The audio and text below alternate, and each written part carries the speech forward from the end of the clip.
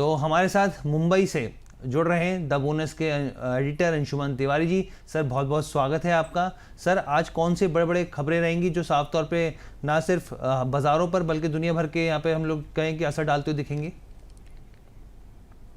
धन्यवाद हर्ष। उंगलियों पर दुनिया में मुंबई से आपका स्वागत है। आज मैं सुबह आते हुए स्टॉक मार्केट के तैयारियों के बीच में मानसून का मैप चेक कर रहा था और अब मानसून के घने बादल पूरे पश्चिमी तट पर और पूरे महाराष्ट्र पर गहराई से छा चुके हैं, बल्कि गोवा और तटीय इलाकों में तेज बारिश की संभावना है। तो मानसून की सक्रियता और मानसून की जल्दी हुई सक्रियता के बीच मुझे नासिर काज़मी का एक शेर याद आया, क्योंकि मुंबई में कल पूरी रात बारिश हुई है और आज भी बड़ी बारिश की संभावना है। सुना है रात भर बरसा है बादल, मगर वो शहर जो प्यासा रहा है। बाजार लंबी तेजी की प्रतीक्षा कर रहा है, लेकिन बाजार के भीतर से आने वाले संकेत उतार चढ़ाव के ही हैं। तो यहाँ इस रोशनी में हम शुरू करते हैं खबरों का सफर, अमेरिका से ऑस्ट्रेलिया तक, जापान से चिली तक। सबसे पहले जंग के मोर्चे से आने वाली खबर को पकड़ते हैं। अमेरिकी राष्ट्रपति डोनाल्ड ट्रंप पुतिन पर भड़क गए हैं। शांति वार्ताओं के बीच रूस ने 2025 में सबसे बड़ा हमला किया है यूक्रेन पर ड्रोन और मिसाइल से। इसके बाद अमेरिकी राष्ट्रपति ने शांति वार्ताओं की कोशिश को किनारे करते हुए रूस पर नए प्रतिबंध की चेतावनी दी है। यूरोपीय समुदाय पहले ही प्रतिबंध लागू कर रहा है। अगर ऐसा होता है तो आने वाले समय में कच्चे तेल की कीमतों में बढ़ोतरी होगी, क्योंकि यूक्रेन ने पुष्टि की है कि चीन रूस के सैन्य संयंत्रों को, मिलिट्री प्लांट्स को सामग्री दे रहा है। अगर प्रतिबंध होते हैं या टकराव बढ़ता है तो तेल की कीमतें खौल सकती हैं, हालांकि कच्चा तेल अभी दबाव में है।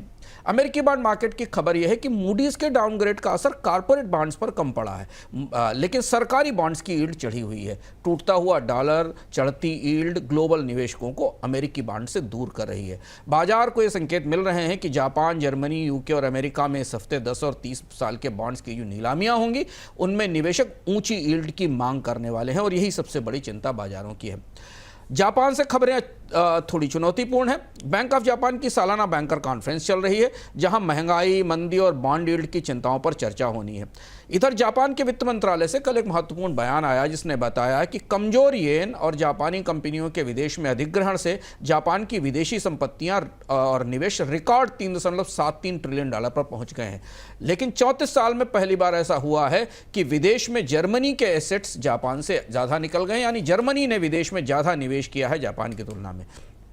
जापान की सरकार चावल की महंगाई से परेशान है। हम आपको बराबर बता रहे हैं, अलग अलग कार्यक्रमों में सरकारी भंडार से चावल जारी किए जाएंगे। चावल की कीमतें 98% बढ़ गई हैं, जो सरकार के लिए सबसे बड़ी राजनीतिक चुनौतियां हैं। इधर यूरोप से कुछ महत्वपूर्ण घटनाक्रम हमारे सामने आए हैं कल रात से। यूरोपीय सेंट्रल बैंक की प्रमुख क्रिस्टीन लैगार्ड ने कहा है कि ट्रंप की अजीबोगरीब नीतियों के बाद अब यूरो को दुनिया की मौद्रिक व्यवस्था के केंद्र में लाया जा सकता है। महत्वपूर्ण बयान है, तैयारियां भी हैं। इधर ट्रंप के साथ ईयू ने जो टैरिफ पर अमल 9 जुलाई तक रोका था, उसकी अब तारीख करीब आ रही है। कृषि पर और डिजिटल टैक्स पर मतभेद बने हुए हैं। ईयू स्थायी रूप से समझौता चाहता है, जबकि अमेरिका का मानना है कि उसकी कंपनियों के लिए यूरोपियन यूनियन के बाजार में और ज़्यादा पहुंच बनी रहे। टैरिफ पर तस्वीर साफ होने तक यूरो में आने वाले समय में अस्थिरता रहेगी।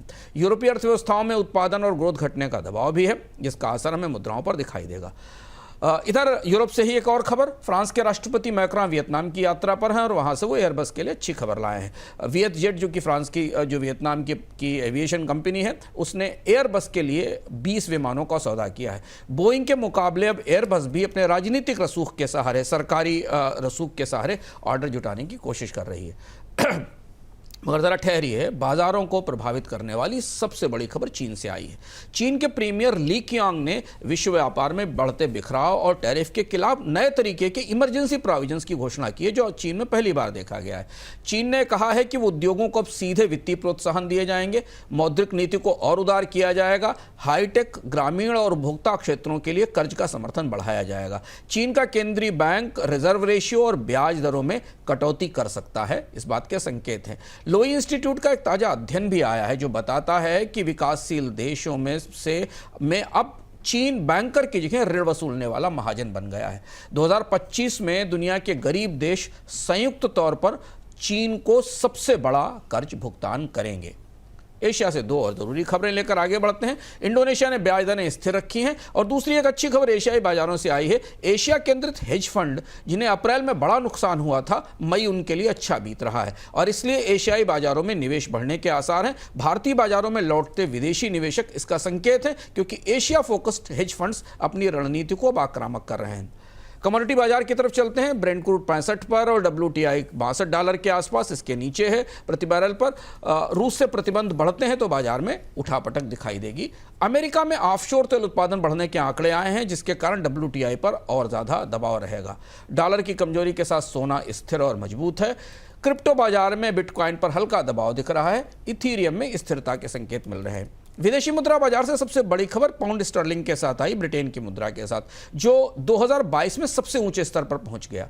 डॉलर तो कमजोर था ही, EU के साथ जो टैरिफ का विवाद चल रहा है उससे यूरो पर दबाव है और उसका फायदा स्टर्लिंग को मिला है। रुपए डॉलर की विनिमय दर में स्थिरता है। रिजर्व बैंक अगर 86 से ऊपर जाता है रुपया तो फिर हस्तक्षेप करेगा। भारत के लिए आज खबरों का बड़ा दिन है। अंतर्राष्ट्रीय खबरों के बजाय आज भारत के पास में भारतीय बाजारों को प्रभावित करने वाली बड़ी खबरें हैं। एक बड़ी घटना यह हुई है कि केरल के तट पर तेल रिसाव और खतरनाक रसायनों के समुद्र में फैलने का खतरा है। रविवार को कोच्चि के पास एक लाइबेरियन जहाज डूब गया था, जिससे केरल के तटीय इलाकों में अलर्ट घोषित कर दिया गया है। टर्की की कंपनी के साथ पाकिस्तान के साथ विवाद के बाद टर्की की कंपनी के साथ विवाद चल रहा था, जिस टर्की कंपनी सेलेबी को एक बड़ी राहत मिली है। बॉम्बे हाई कोर्ट ने मुंबई हवाई अड्डे पर सेलेबी का अनुबंध रद्द करने और नए ग्राउंड हैंडलिंग कॉन्ट्रैक्ट को जारी करने पर रोक लगा दी है। इसका असर सेलेबी के अन्य अनुबंधों पर भी भारत में दिखाई देगा। इधर ताजे आंकड़े आए। भारतीय बाजार में मई में करीब 14,256 करोड़ रुपए का विदेशी निवेश आया है, जो 8 महीने का उच्च स्तर है। हमने आपको बताया था कि एशियाई हेज फंड्स अपनी रणनीतियों में बदलाव कर रहे हैं, क्योंकि मई में उनके रिटर्न्स अच्छे रहे और इसलिए भारतीय बाजार में भी विदेशी निवेशकों की सक्रियता में बढ़ोतरी दिखती है। एक दिलचस्प खबर रिजर्व बैंक की तरफ से आई, जिसका असर आज बाजार पर और हमें बैंकिंग उद्योग से दिखाई देगा। रिजर्व बैंक 7 दिन से कम के टर्म डिपॉजिट पर विचार कर रहा है। यह दिलचस्प है। बैंकों से इस पर राय मांगी गई है। कोशिश की जा रही है कि इससे बैंकों को थोड़ी सुविधा मिलेगी और वो कम अवधि के डिपॉजिट, टर्म डिपॉजिट लेकर बैंकों में लिक्विडिटी बढ़ा सकेंगे। शेयर बाजार के लिए एक बड़ी खबर है कि इंडिगो में गंगवाल समूह अपनी 3.4% हिस्सेदारी बेचेंगे। करीब 6,000 करोड़ के आसपास की स्टॉक बिक्री पर की नजर है और आज स्टॉक पर में इसमें सक्रियता रहेगी, जो आज कारपोरेट जगत से बड़ी खबर है, शेयर बाजारों को प्रभावित करने वाली। ओबेरॉय समूह 2028 तक अंतर्राष्ट्रीय स्तर पर 9 होटल खोलेगा। लंबे समय बाद यह समूह अंतर्राष्ट्रीय विस्तार करने जा रहा है। मौसम विभाग ने कहा है कि वो गांव स्तर पर मौसम के पूर्वानुमान शुरू करेगा। इस घोषणा का इंतजार लंबे समय से किया जा रहा था। कृषि और कारोबार को इससे मदद मिलेगी, क्योंकि जितने माइक्रो लेवल तक मानसून या मौसम की सूचनाएं मिलेंगी उसका लाभ मिलेगा। एक खबर चिंताजनक, भारत में घटती खपत पर सांख्यिकी विभाग ने भी मोहर लगा दी। हम लगातार इस पर चर्चा कर रहे हैं। FMCG की मांग की रोशनी में सांख्यिकी विभाग के कल आंकड़े आए हैं जो बता रहे हैं कि कपड़ों और फुटवियर पर भारतीयों का खर्च 2024 में 7.1% गिर गया है और ये 3 साल का सबसे निचला स्तर है। अगर आप स्टॉक्स में निवेश करते हैं तो ऑनलाइन रिटेल और फुटवियर स्टॉक्स के लिए अच्छी खबर नहीं है, क्योंकि यहाँ कंजम्पशन गिर रहा है। बायजूस का अध्याय लगभग खत्म हो गया है। गूगल ने इसका ऐप भी प्ले स्टोर से हटा दिया है। ट्रेडिंग प्लेटफॉर्म ग्रो ने IPO के लिए सेबी के पास आवेदन किया है और सेबी का एक बड़ा फैसला कि डेरिवेटिव कॉन्ट्रैक्ट्स की एक्सपायरी हफ्ते में 2 ही दिन होगी। सभी एक्सचेंज को इनमें एक दिन चुनना होगा, जिसके बारे में हर्ष ने आपको बताया। इस खबर का असर हमें आज बाजार पर दिखेगा। अगले 24 घंटे तेल में अस्थिरता रहेगी, सोने में मजबूती की संभावना है, क्योंकि अंतर्राष्ट्रीय परिस्थितियां ऐसी हैं। बॉन्ड्स की नीलामी की खबरें आएंगी, जिससे यील्ड में बढ़ोतरी लगभग तय है। US और EU की टैरिफ वार्ता अब बिल्कुल करीब है और इस पर पूरी दुनिया की निगाहें हैं। जापान के बॉन्ड बाजार से क्या संकेत आते हैं हमें दिखाई देंगे। भारत में मानसून की प्रगति पर निगाह रहेगी। जैसे मैंने शुरुआत में बताया कि मानसून अब पश्चिमी तट पर फैल चुका है। तुर्की की कंपनी को जो अदालत से राहत मिली है, क्या अन्य हवाई अड्डों पर भी और अन्य जगह जहां टर्की की कंपनियां सक्रिय हैं उन्हें भी इसी तरीके की राहत मिलने की संभावना है।